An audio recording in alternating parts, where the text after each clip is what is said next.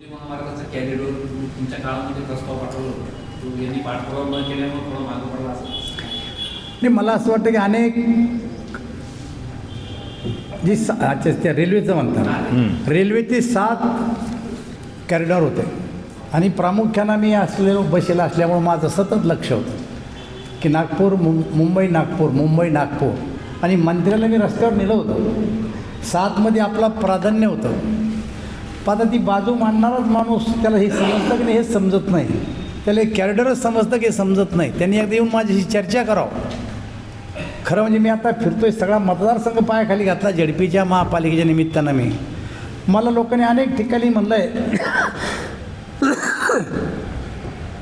निवडणुकीचा परिणाम आहे की दानवेसाहेब तुम्ही पराभूत नसते झाले तर अनेक कामं मार्गी लागले असते. तर मी नंतर लोक म्हणत असतात.